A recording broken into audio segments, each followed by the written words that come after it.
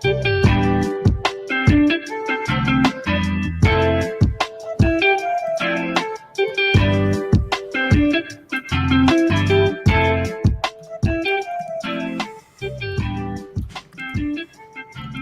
you like this one better, AJ? No. What? You always got to be such a hater. Well, to be fair, you really set him up for that. I mean, Yeah, exactly. It's a different song. How was I supposed to know he was going to still not like it? I mean, Look, if you're going to throw me an alley-oop, I'm not throwing it off the backboard, okay? Yeah, that's called a personality precedent. I don't know how. What do you mean? How are you supposed to know? Okay. Well, my question is, why do we have this Monday-ass topic for a Friday? Because this was a topic that one of our DNVR members wanted us to talk about. Last week, we did the positive one. It's not my fault you didn't want to be on that show. We are talking about the worst rosters in Denver sports history. That's a Monday-ass topic. This is such a Monday-ass topic. We just had like a great good vibes bet show. We're about to make a bunch of money this weekend. Some of us don't live in a world where days of the week are relevant, so it just must be nice that you can parse topics into days of the week like that. I've seen your guys' weekend Avs shows, and they are nothing like the weekday ones.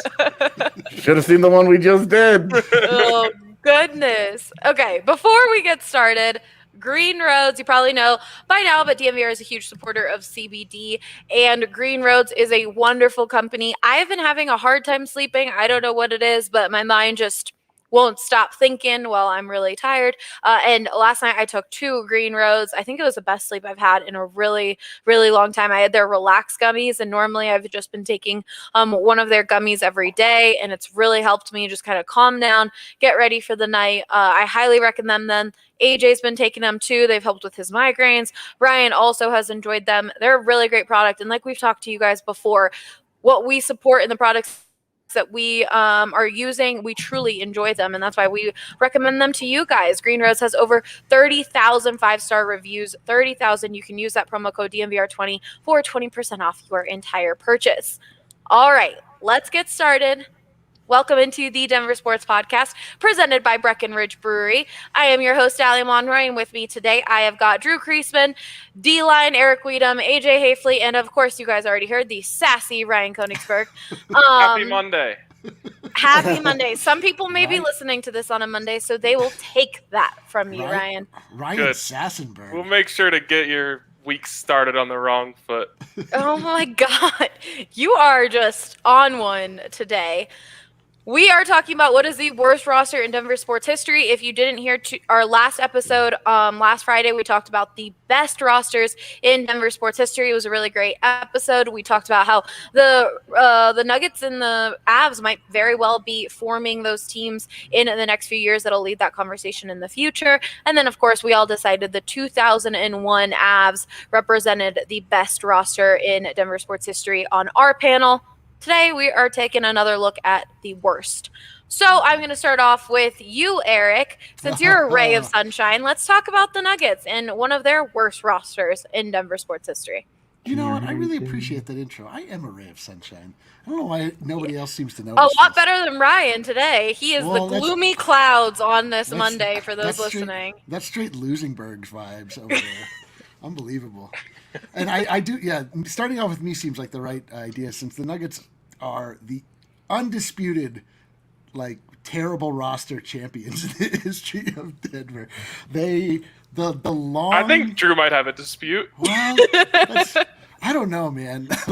The Nuggets, the Rockies have done poorly, but they've never done, as poorly as some of these Nuggets teams.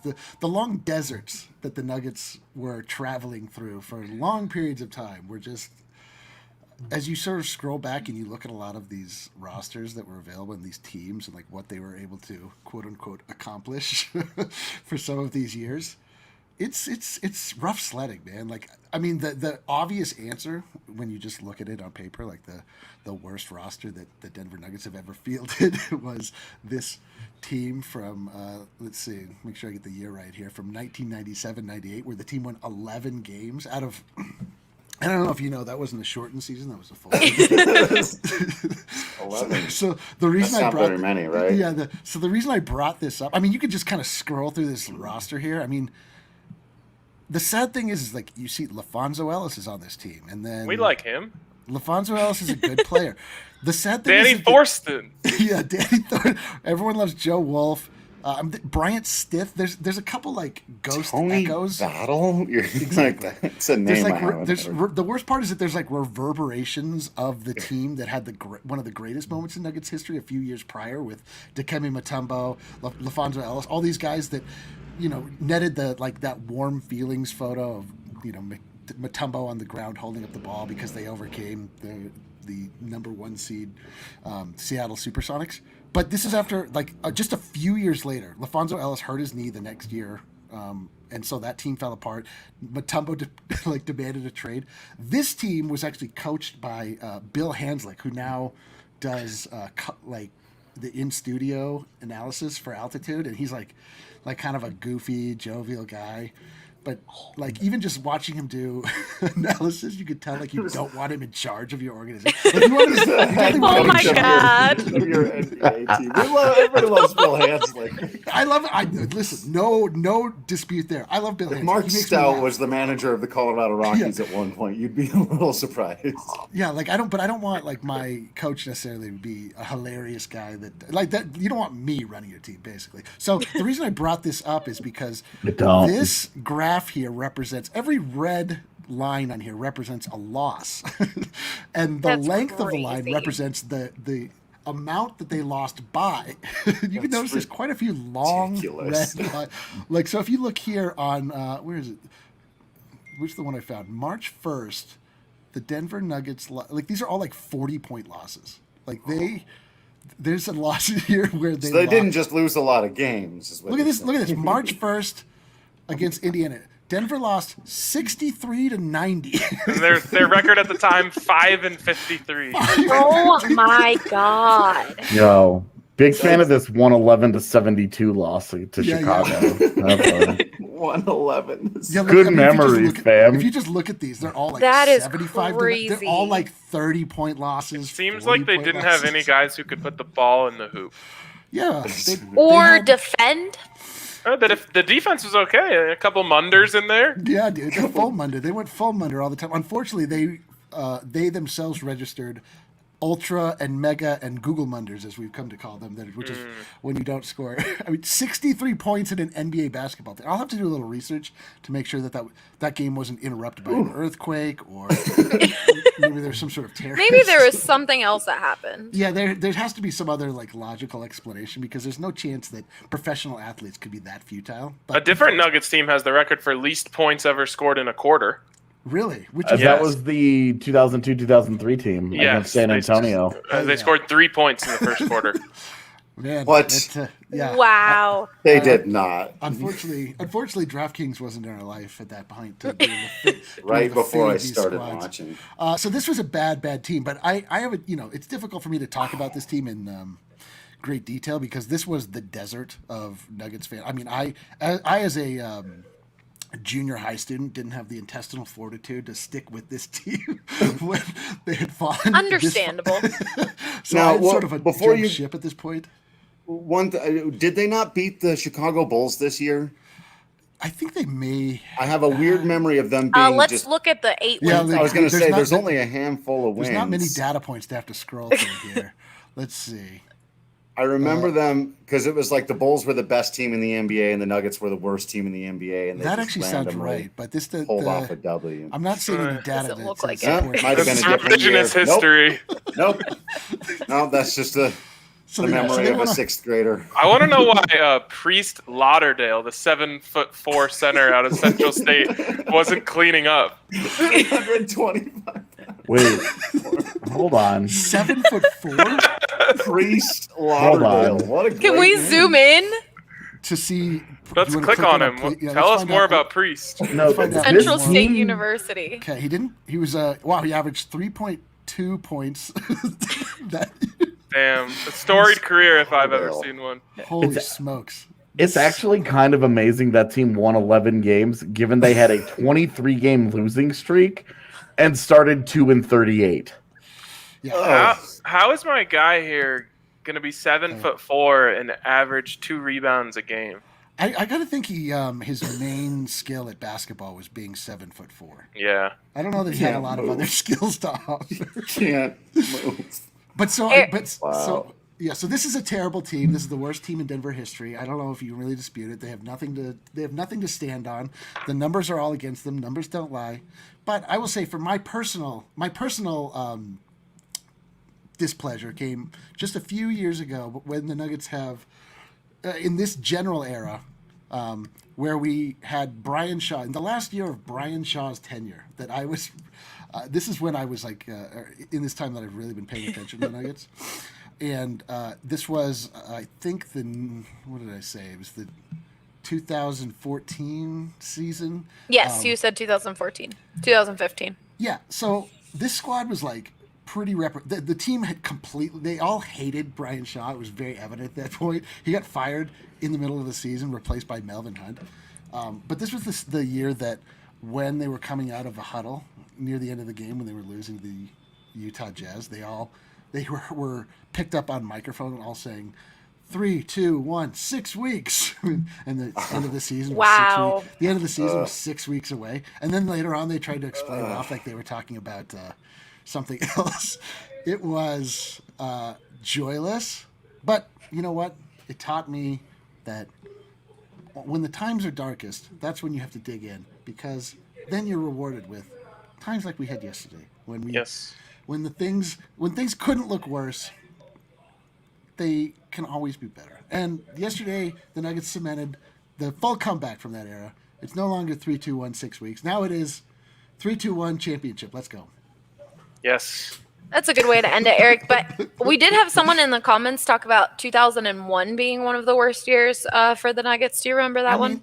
No, but it doesn't matter. Like, you can if you just had a grab bag and you just like put your hand into the bag, you pulled out a year from the Nuggets. Like, there's a pretty good chance it would rival the worst sports. Okay. The Nuggets have just had terrible. This is why the Nuggets have such a perception problem, because they were just so bad for so long. Ownership issues. Nobody cared. Like, they just existed to exist. That rainbow uniform that everybody loves now represented. It was like you were putting on a clown uniform to go out to play basketball. Ooh. They're like, let's be big and bright, and like it's not funny when you have like a funny, colorful mascot and you're completely inept. It doesn't, like, the two don't jive.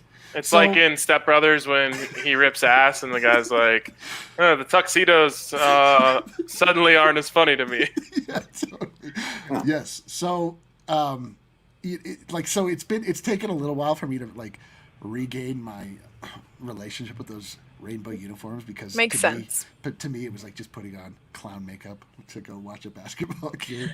It makes sense. I mean, Harrison, even when we were talking about the best rosters last week, he was like, can I come back next week for the worst? Because I think I have a lot to say and could actually win that one. But Patrick said maybe Drew will win this one. Harrison was unable to be here because he is in press conferences all day for what the Nuggets did yesterday during the trade deadline. Drew, I'm gonna move on to you. We're gonna hit the real bad ones and then move on from there. What do you think is the worst roster? Who are you nominating for the worst roster in Rockies history? So there are a few also-rans here, but I'll just come right out and say the team that I'm picking for the worst is the 2012 roster.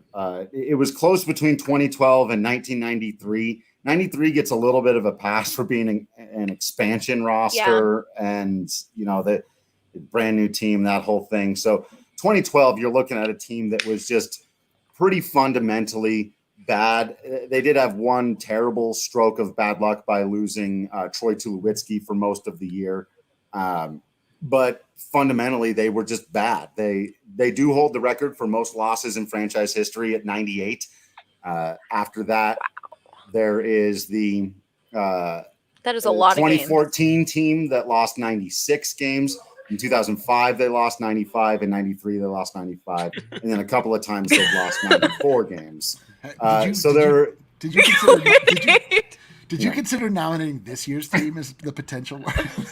No, I don't think. I actually don't think that's. No, I know that's very not likely. your brand. I know. We got the well, pitching staff. I know. Maybe post story trade. Yeah, if they trade Trevor Story, the problem. One of the things that these stats that Patrick and I have been putting together all really for about a year now, and why I've got all these numbers at my fingertips is because one of the things we've recognized is that when the Rockies pitching is at least decent, they'll be okay.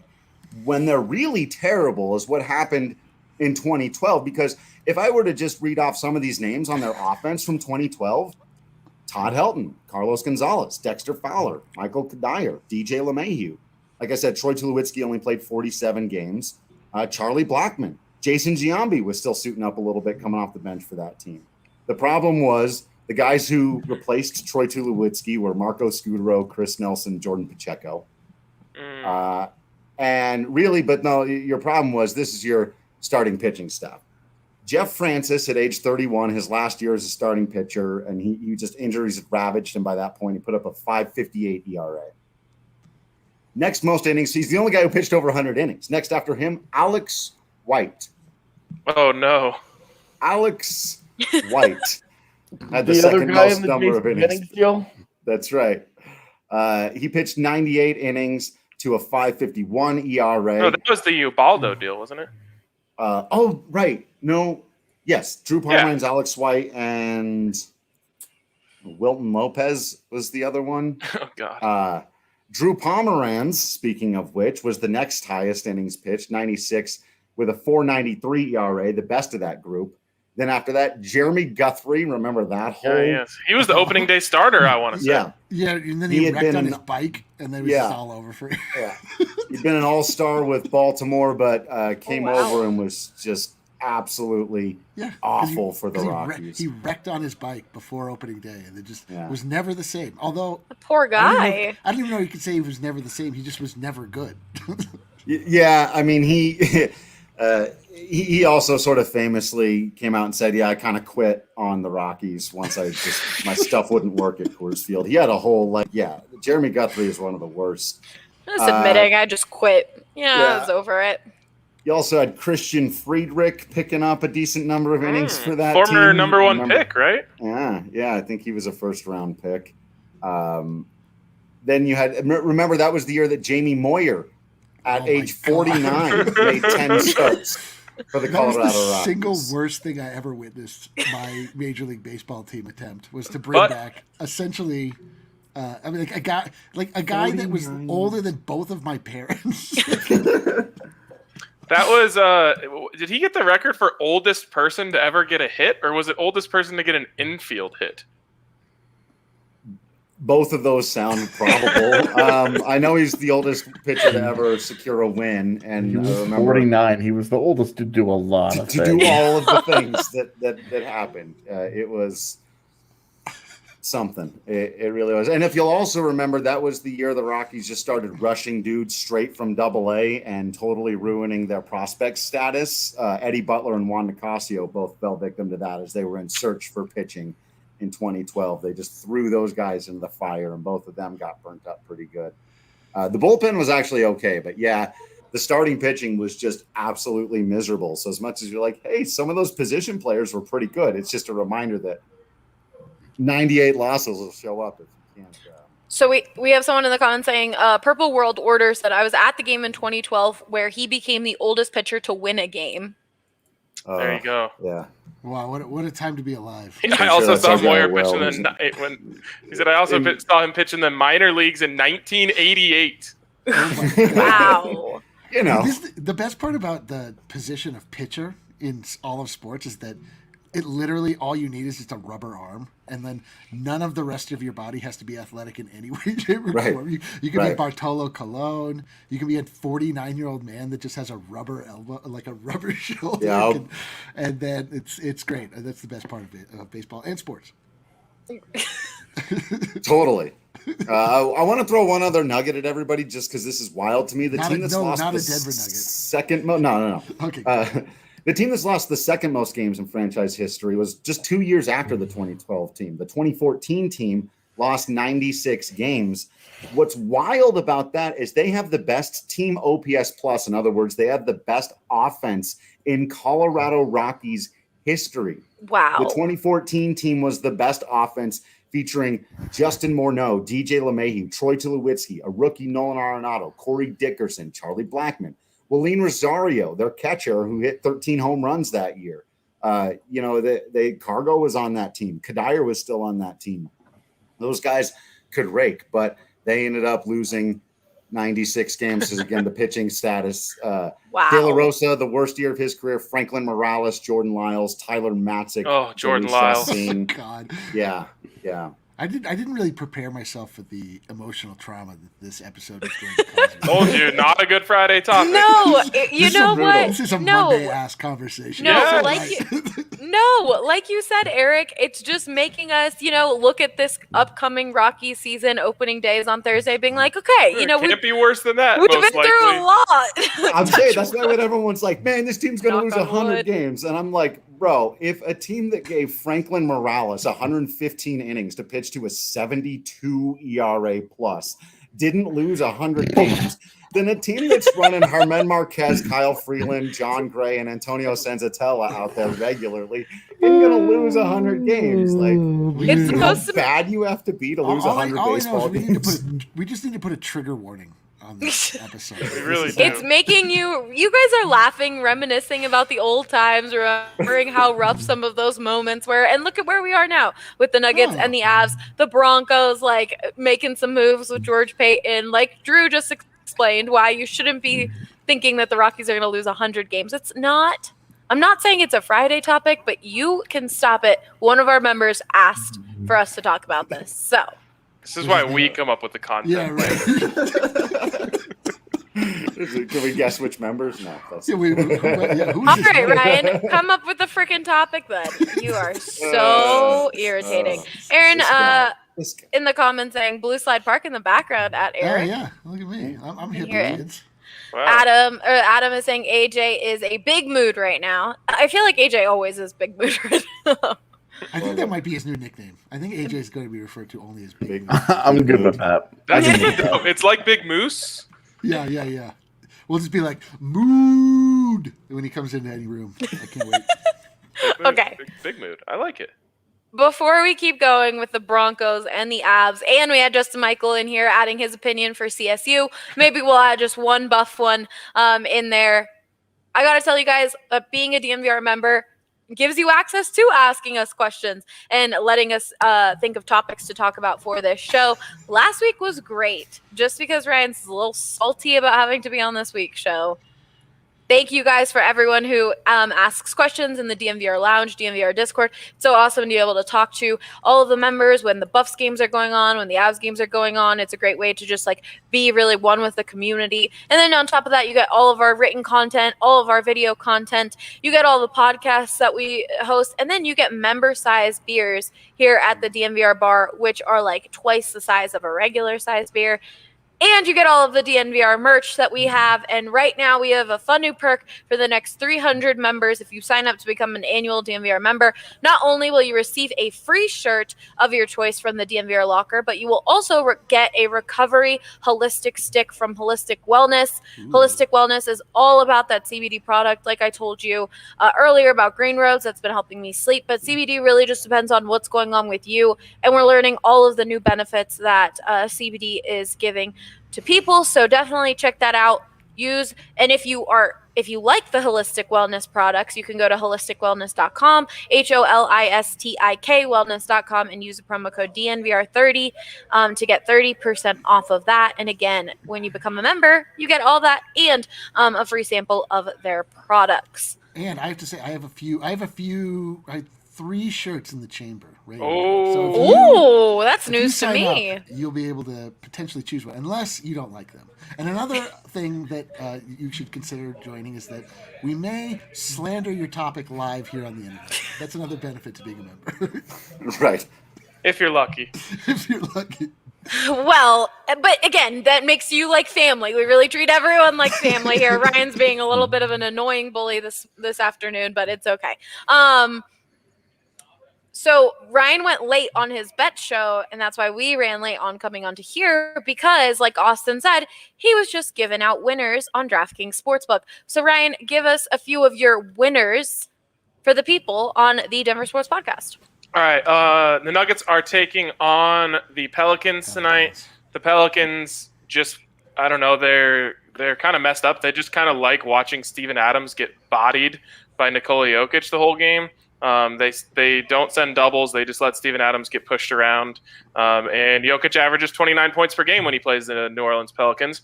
So take the over 25.5 for Jokic tonight. He's also someone who doesn't get affected by these like emotional swings. Like I'm a little worried about Jamal being like too sad about Gary tonight. Me too. Well. Me too. Jokic just goes out there and balls. He's like, everyone get out of my way. I've got buckets to get. So yeah, and to the question in there, is Aaron Gordon started tonight? No, he's not. Most likely Sunday for the new guys. Sunday, yeah, or Tuesday is what Adam also said. So just look out for that. And then Diego asked, you guys know when the fans are allowed back to watch the Nuggets at Ball Arena? I believe it's April 2nd. Yeah, they just tickets just went on, or tickets are going on sale for the general public this weekend. So definitely keep an eye out on that. But do you have any other winners, Ryan? Gonzaga minus 13 over Creighton, and Baylor I think is minus 7.5 against Villanova. I think both of those 2-1 seeds kind of flex their muscles this weekend. And if you want to bet on the tournament, you can pick any college basketball team that's still in the hunt for a shot at winning $100. All it takes is $1 bet and that team winning for their winning their next game. All you have to do is download that top-rated DraftKings Sportsbook app now and use the promo code DNVR. Like I said, when you sign up, you can turn $1 into $100 if the college basketball team of your choosing pulls off the win. Recommend taking the bets that Ryan just said, and that's code DNVR. For a limited time only at DraftKings Sportsbook. Must be 21 or older. Colorado only. New customers only. Restrictions apply. See DraftKings.com/sportsbook for details. And, of course, if you have a gambling problem, call 1-800-522-4700. All right, Eric, with AJ here present, I need you to explain to him why you saved so much money on Gabby Insurance, because the Avs guys and the Avs community thinks that like the story keeps getting a little more intriguing, a little more things keep coming up. They're very confused by it. So you used Gabby Insurance, and it came out that you could save almost $1,600 a year. Yeah, it was over $1,600 a year. I have multiple policies, and so that's it. It's a cumulative thing. You know what it is mainly is that I don't drive my car anymore, and so through Progressive, I imagine that my car rate, like that I pay for my car, is based on, you know how they always talk about they base it off of how you drive or whatever. I drive so like the amount that I drive per year, I put in a number, and they were like, you have to put in a higher number than that. That's like, I think I tried to put 1,000 miles a year. That's like 2,000 miles a year is the lowest that we will allow you to say. So anyway, I've now found out that I've been throwing almost $2,000 a year into the trash, and it makes me feel both exhilarated by the product that Gabby is, and bad about myself for not being more on top of my finances. Okay. Thank you. And it's not just Eric. Multiple people at the DNVR fam have used Gabby Insurance and are saving around $200 to $300. But on average, people who use Gabby save up to, $961 a year? Is that what it is? You guys all do this? 961, yes. 962. It's one 962. of those. We've had some. I wouldn't want to short them $1. Okay, 962. We've had some members use it, and they really enjoy it as well. Basically, what they do is they can save you a lot of money. Gabby literally stands for Get a Better Insurance. So go use Gabby Insurance. Gabby customers, like I said, save $961 per year on average, and they'll never sell your information. So no annoying spam or robot calls. Put your policy to test like we did. Get a better insurance with Gabby. It's totally free to check out, and there's no obligation. Go to Gabby.com/DNVR. That's Gabby, GABI.com/sports/DNVR. My brain is not working. Okay, let's move on. AJ, let's talk about the Avs. What is the worst roster the Avs have ever had? So there's a couple of options here. Obviously, the 16-17 team has a special place in all of our hearts. because of that 48-point fiasco that featured a handful of guys who are still on the team. It really, I'm kind of torn because I think the worst built team in Avalanche history was the 08-09 team that finished with, I think, 68 points, 69 points, 69 points. Nice. Nice. Hell yeah. Word. And the Avs, like, so the Avs lost 60 games in 16-17. So it would be easy to say that was the worst team. But there were a lot of mitigating circumstances around that team that really helped lead to the lost season. Patrick Waugh quit in August after they had gone through their entire offseason and had set up all of the conditioning and blah, blah, blah, blah, blah. So 4 weeks before training camp was set to open up, the Avs are looking for a new head coach. They get Jared Bednar in there. Jared Bednar doesn't have time to hire any of his assistants, any assistants that he needed. He got lucky in that Nolan Pratt had already been hired by the Avs as an assistant, and Nolan Pratt had been on his bench in the AHL the previous year when Bednar coached the Calder Cup champion Lake Erie Monsters. So, fun fact. That is fun. Not much else about that season was very fun, though. Yeah. They had injury problems. They lose Semyon Varlamov for the year in December and have to play Calvin Pickard and Jeremy Smith. Jeremy Smith. It turns out neither of those guys are in the NHL anymore, and that was kind of a theme from that team, is that a lot of guys from that team are not in the NHL anymore. The Avs claimed Matt Nieto off waivers halfway through the year from the San Jose Sharks and immediately dropped him onto their second line next to Matt Duchene. and everybody went, this guy's okay. Yeah. All right. He's not great, but this is an improvement. They also claimed Mark Barberio off waivers from the Montreal Canadiens and immediately dropped him onto their top defensive pairing next to Eric Johnson. And everybody went, all right, this guy's okay. I don't hate this. And then at the trade deadline, managed to be the only truly terrible team in recent NHL history, completely incapable of selling off any of their players for draft picks. The only deal that they were managed to get done for futures was Jerome Iginla for a fake fourth-round pick that had no chance of conveying. None. It would have required a really bad Kings team to win the Stanley Cup. It was stupid. They did get Sven Andrighetto out of that deadline, a guy who came in at the second half of the season and immediately got dropped on their top line next to Nathan McKinnon and Mikko Rantanen, and everybody went, all right, this isn't so bad. We can live with this.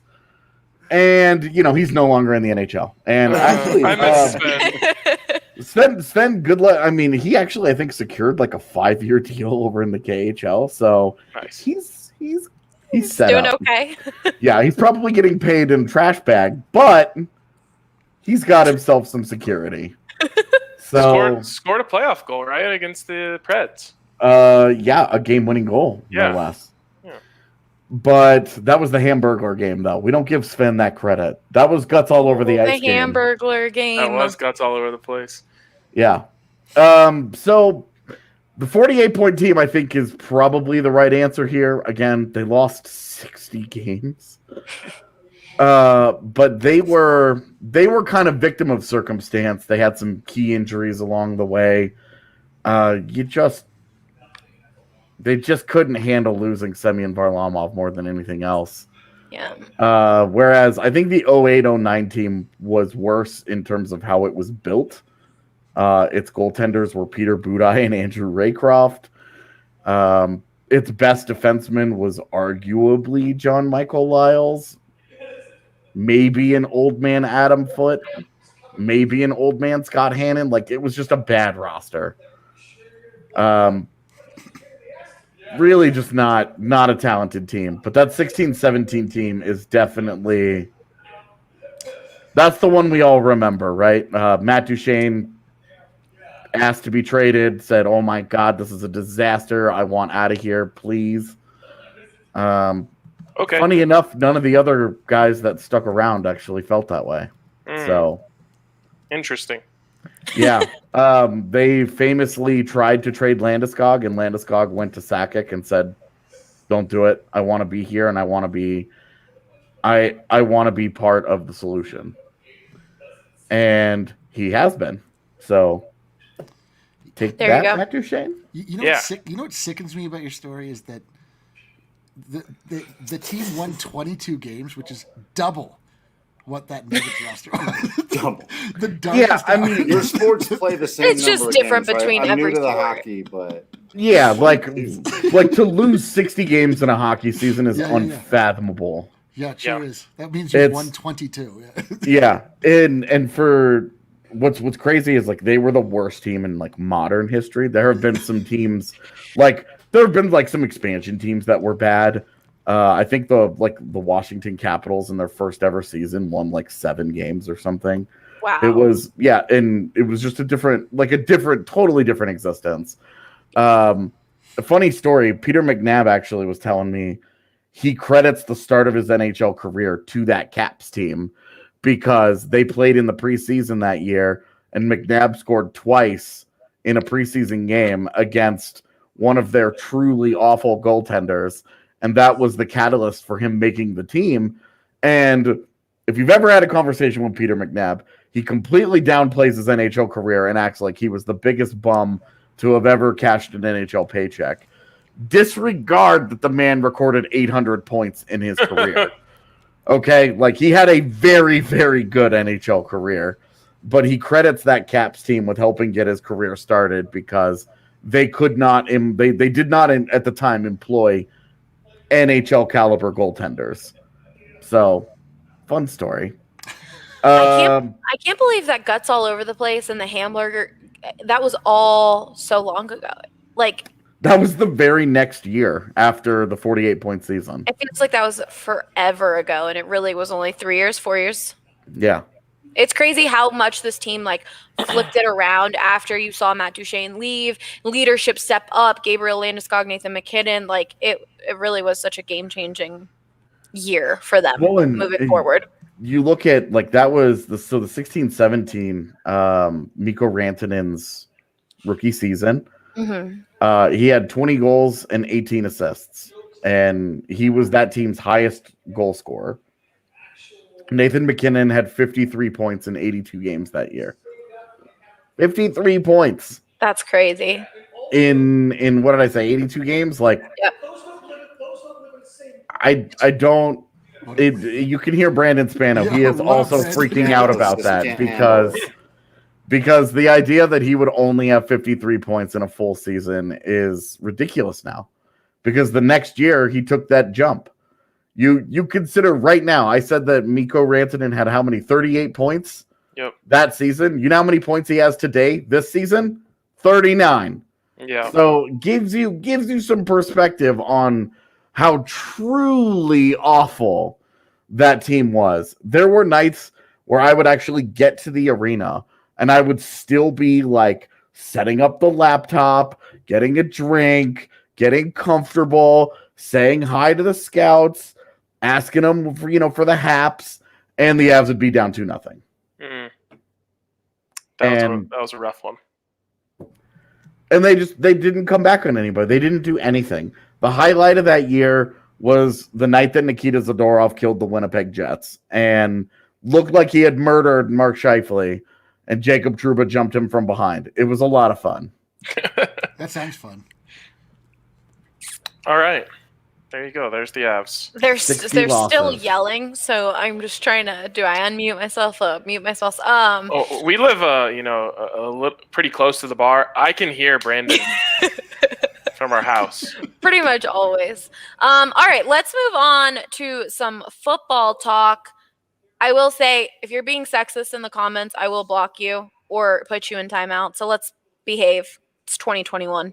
But Justin said, just hopping on to say that 2010 CSU football team might be the worst sports team of my life. And then we had a Buffs fan say, I nominate the 2012 Buffaloes. Okay, so if we're going to talk college football, we have to talk about the undisputed worst team We'll do it quickly. in Colorado sports history. We are talking about the 1895 Colorado Buffaloes. Oh, we all know it well. Everyone remembers the 1895 Buffs because I've brought them up on this show before. The whole team was stricken with cholera, if I'm not mistaken. They came down with. I need you to hear this. It was like a bad Oregon Trail experience. It really was. The Buffs went 0-4 that season. Okay, that's not too bad. The final score, the final cumulative score of the season, 231-4. Wow. They scored 1 point a game? So back then, touchdowns were only worth 4. The only touchdown they scored in the entire season came on late in the finale of the season on a fumble recovery by a guy by the name of George Darley. So they scored 0 offensive points the entire season, and they famously lost to the School of Mines 103-0. No one can beat this. You have brought that up multiple times. It's the so loss to the fascinating to Mines. me. 103-0. The engineering school of Mines. What's funny is that CU actually disputes one of the scores. So they played a team. They played the team that was the Denver Athletic Club. They didn't even play a college. They just played a local rec center. DAC claims they won the game 36-0. The Buffs say it was just 20-0. They've stuck to that. What side of the argument are you on here? We need to have your official stance. Who do you side with, DAC or the Buffs? I'm, just the way the rest of the season went, I just have a hard time thinking DAC only put 20 on them. That is trying to get that. That just reminded me of that because of the Mighty Ducks is back. We've been talking about it on Discord today. Everyone should subscribe because then you can hang out with us and talk about the new Mighty Ducks show and be ridiculous. But that line when the girl says, "And one time we only lost by 5 and we almost scored a goal too." Yep. Like haggling over. Hey, we only lost by 20. Yep. Like my favorite Simpsons, or one of my favorite Simpsons lines was like, "Those Shelbyville guys think they're so cool. That's why we nearly beat them in football, or we beat them in football nearly half the time." Okay. Also, we've got the 2012 Buffs, as was mentioned by someone else. This is the worst team I've ever watched. And if any of those guys are watching, I'm sorry. I like a lot of the guys who are on those teams. Nice guys. Facts are facts, though.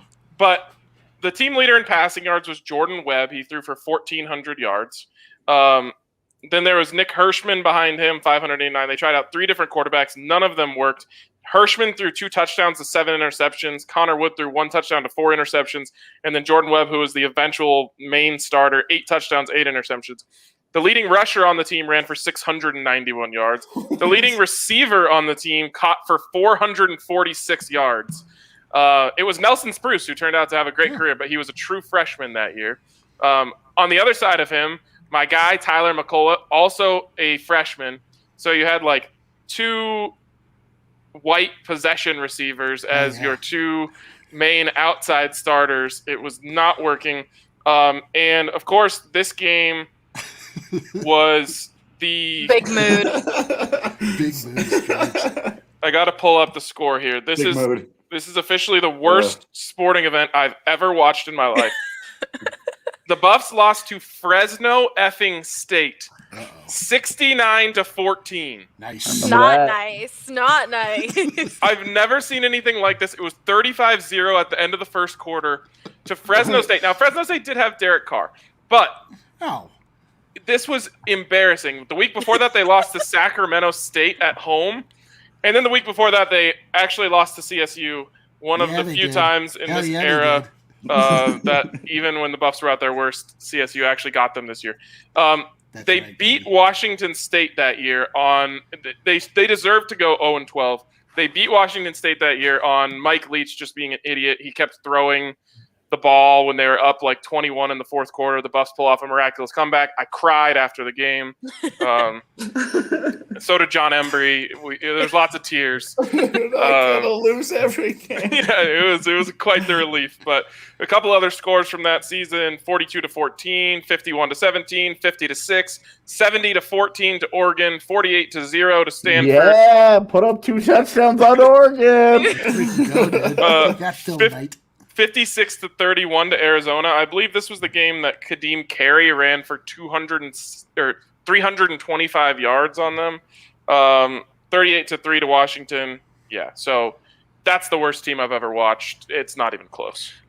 As a student, the 2014 Buffs football team, that was rough. They went 2-10, and like I was a sophomore, and it was just like no one wanted to go to the games, and it was just sad.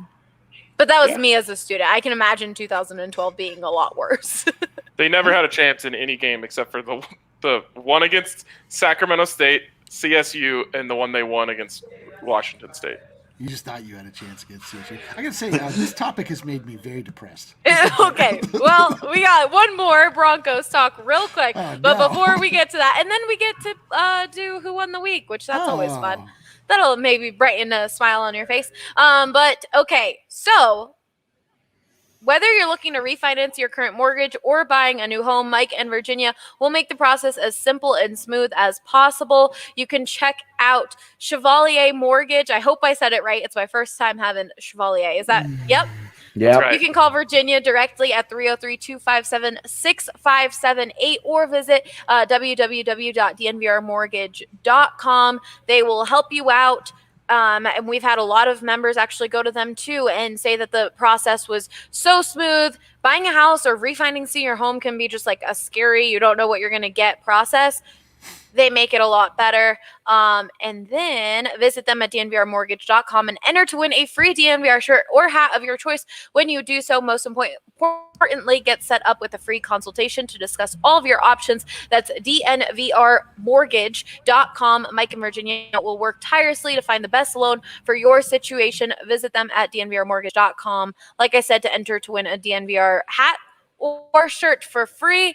And then at Michael Chevalier, NMLS 1931006, Virginia Chevalier, NMLS 1910631. All right. Okay. Haven't done that part. All right, Ryan, hit us with the Broncos real quick, not too depressing, so we can move on to Who Won the Week. I was gonna say this is tough for me. Like you could go back to like the 1962 Broncos. I don't know anything about them. You're gonna have to talk to Mace about that one. There's a team in the 80s that was really bad. Again, not familiar with them. The worst team in my lifetime, which there's not very many bad ones except for the last 5 years other than this one. It's the 2010 team. Drew's very annoyed at you for that. The Broncos are always so good. I was like 2012, 2014. Last year was terrible. This year's going to be crap. 11 Ryan's games like, I don't even know what to choose from. Yeah, it's true, though. I mean, up until the Vance Joseph era, the Broncos had never had back-to-back losing seasons in my entire life. So this team, though, in 2010, just I don't know a better way to put it other than they just had no juice at all. Like, Juiceless. Kyle Orton was the starting quarterback. He went 3-10 before, of course, Tim Tebow started the last couple games. That was kind of exciting for a few seconds there as Tim Tebow completed 50% of his passes. Hell yeah, he did. Which was pretty on brand for him. Not something he would replicate the following year. Yes. Noshawn Moreno was the leading rusher. He had 779 yards. Tim Tebow actually in those spotty chances was actually second on the team in rushing with 227 yards, including I think he had like a 60-yard run against the Raiders. The leading receiver, this was like the only exciting part about this season, is Brandon Lloyd, who was just a regular guy for most of his career. Just went crazy this year. Caught for 1,400 yards. Every game was good for like one insane catch, like one-handed spinning That's about the only good thing I can say about this team is like that was dope. On defense, Good memories. you had like a 37-year-old Brian Dawkins playing for you. Mario Hagan, Jason Hunter, Nate Jones, Kevin Vickerson. You did have 32-year-old Champ Bailey who was still playing well. But Championship Bailey, baby. this team was real. Like I remember going into the next season when, of course, they drafted Von Miller after this year.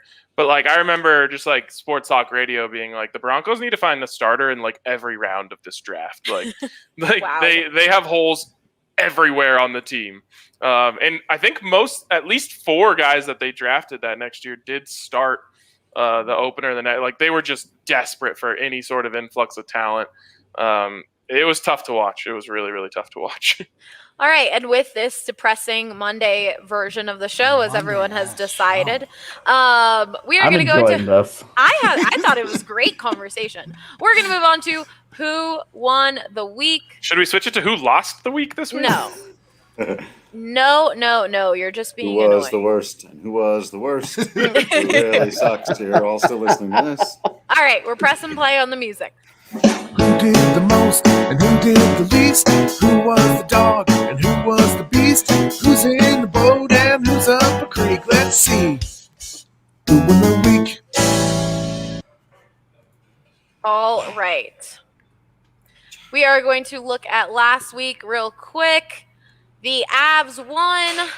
Nazem Kadri for recording 6 points in 2 games won 48.7% of the votes. Second place was the Nuggets for their big 3. And then we got Broncos fans for new GM looking for a long-term success, and Connor Joe for his inspiring training camp. Hell yeah, Connor Joe. Spring training. Yeah, Connor Joe. Connor Joe recovers from testicular cancer, loses out to the Broncos GM for checks notes, doing his job. Wait, George Payton won last week? No, Okay, he was good. 3rd place. Okay, good. Okay, AJ, you get 15 seconds to talk about whatever you want to talk about. Go. Have you ever thought about what ghosts No, do? not that is not what your 15 seconds should be. I'm God. just saying, if you were a ghost, what would you do with your spare time? Because we talked about it on the Avs show, and we came up with the right answer. Yeah, I don't think it was the right answer at all. Do we get It was the bonus? honest answer. Or do we have to go? No, you have to go watch it. It's left up to the imagination. Okay. But if you were a ghost, it wouldn't be up to the imagination. It would be the right answer. Okay. We're gonna start off with you, Ryan. Why did whoever you want win the week? Yeah, George Payton won the week. He Again? really, really had a great week here. Since the last show, he, of course, signed Kyle Fuller to a 1-year deal to give the Broncos a really strong 3-corner setup. And then did what a lot of people didn't think he would have the opportunity to do and brought back Kareem Jackson on a 1-year, $5 million deal, which is one hell of a deal. It reminds me exactly of the Shelby Harris deal last year. So now you've got 5 really strong players in that Broncos secondary, and you're starting to see the makings of a great Broncos defense. You gotta fit your whole final sentence in before 30 seconds. He was too good Okay. to keep it into one 30-second span. All right, Eric, you go. Why did the Nuggets win the week?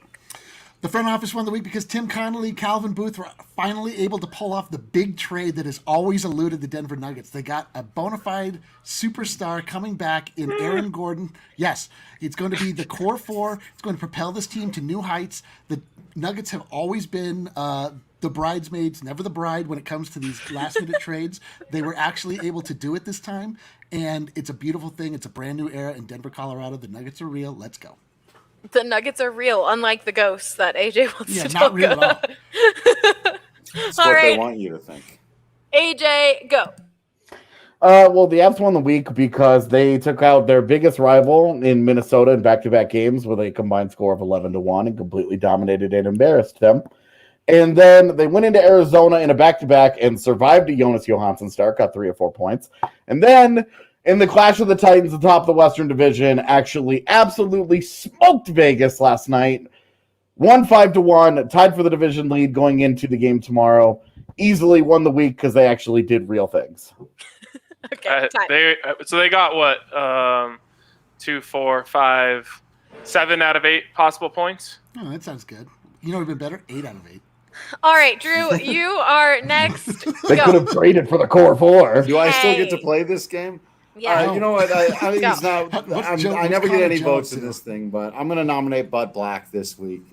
He's done a really, really good job of navigating what's been a near impossible time to be a leader of the Colorado Rockies in any way. You know, obviously he's just in charge of the on-field stuff, but he's doing daily press conferences. He's managing to do them the best possible way he can, as honest as he can, and spin as positively as he can. And I really appreciated his comments, by the way, as a resident of Boulder on the happenings here this week. He was fantastic about that. So thank you to Bud Black, but he's just the only guy to lead you through a crap time like this. And speaking of, we had Scott Carpenter nominate for who won the week. The people of Colorado won the week, and Boulder especially. We are not new to experiencing horrific tragedies. However, we stay strong and stay together. And I think that's a great way to end the show. Of course, our heart goes out to all of the families of the victims in the terrible shooting that happened in Boulder. You can go to, I believe it's the ColoradoHealingFund.org is a safe way to donate. And there's also a lot of GoFundMes. Like Scott said, we will stay together and stay strong. But it's definitely been a tough week after all of that. And what a way to end the podcast after you guys said it was such a Monday topic. But we will see you all next week. Of course, you are always welcome to send us topics to talk about on this show. And I hope you guys have a wonderful weekend. Bye. Vote for the Nuggets. They won the week.